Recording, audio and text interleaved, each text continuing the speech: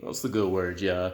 DKB here. So let's talk about this defensive line. We've mentioned before, not just at this position, but as a whole, the talent level significantly increased. And with that, there's difficult cuts. But for these defensive lines specifically, we're looking at, rostering currently 17, 18 different individuals. And I mentioned before during some, commentary from you guys, this is kind of the best case situation for why we're carrying this many people. It allows the starters to kind of, go through the whole ironing, sharpening iron process.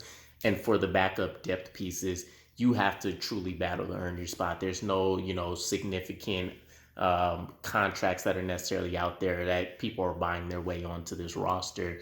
Now, obviously, there's some politics that go into that. I know Jacob Martin is more likely secure than not, for example, is somebody that we brought in. But for the most part, Joe Douglas has done a very good job of letting the camp battles iron themselves out without any additional input, which made me think, we're in a position where we do have a lot of cuts on the table, but we also are in this position where, specifically for this unit, we've had players that have performed and put great things out there on tape. So we might not necessarily have to cut everybody. We provided ourselves an opportunity, as Joe Douglas has masterfully done before, and being able to pick up some late trade value, maybe some mid trade value by fostering or facilitating some of these trades. Bryce Huff is going to be that candidate for me as the one that necessarily sticks out the most, based on what he's done and kind of almost pure potential in a way. There's a lot of stuff that was left out on the field, and it's happened due to injury. So here's kind of a bigger picture perspective. These are all the names I'm going to throw out here for you guys that'll be involved in somewhat of a camp battle. And this isn't even including starters.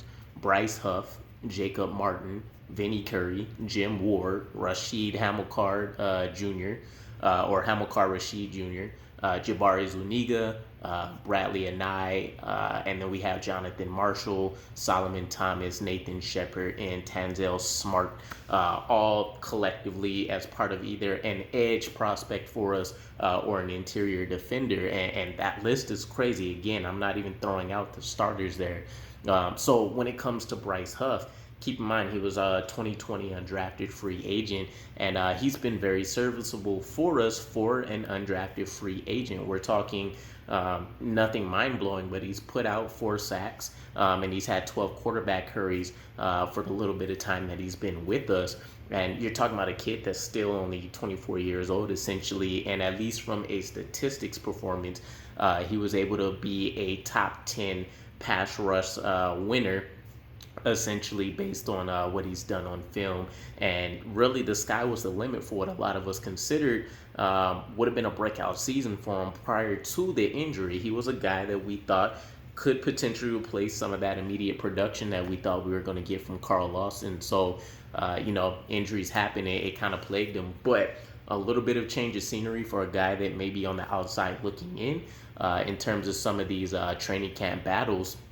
And there's been nothing indicating any setbacks or anything for him. So we could capitalize on what people have seen from him and what all the excitement was about last year, and turn that potentially into a 4th-round pick, maybe a couple late round picks. We shall see. Again, I love pointing out this particular trade that Joe Douglas pulled off, but Chris Herndon for a 4th-round pick is absolutely ridiculous. And then my new favorite was the Blake Cashman trade for a 6th-round pick, and Blake Cashman was able to do absolutely nothing for us, almost quite literally. The man was injured like 99% of the time. So it's not out of the picture that this can happen. And keep in mind, you can never have enough pass rushers. So there's definitely going to be a market out there for it.